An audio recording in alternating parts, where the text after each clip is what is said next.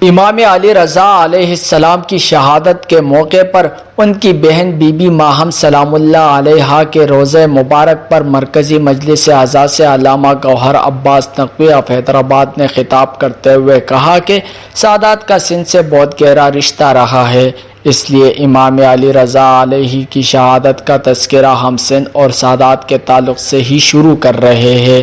سرزمین عرب سے سندھ کی جانب ظلم کے ستائے ہوئے سادات کی ہجرتوں کا سلسلہ دور بنو امیہ سے دور بنو عباس تک جاری رہا۔ سندھ میں سادات کا پہلا قافلہ حضرت علی علیہ السلام کی دختر سیدہ رقیہ بنت علی علیہ السلام کی قیادت میں آیا اور پھر ہجرتوں کا طویل سلسلہ شروع ہو گیا۔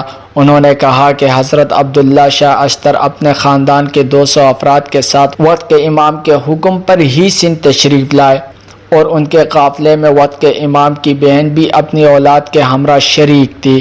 سید عبداللہ شاہ اشتر کو مسلمانوں کے لشکر نے 145 ہجری میں سندھ میں آ کر شہید کیا، جس کے بعد انہیں سید عبداللہ شاہ غازی علیہ کے نام سے شہرت ملی۔ امام موسیٰ کاظم علیہ السلام کی دختر سیدہ خدیجہ ماہم علیہ کی قیادت میں سادات کا قافلہ 145 ہجری کے بعد والے زمانے میں سندھ پہنچا، جو بنو عباس کی حکمرانی کا دور تھا۔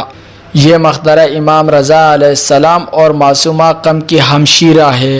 آج سادات کے گھر میں پھر فرش عذاب بچھ گئی ہے۔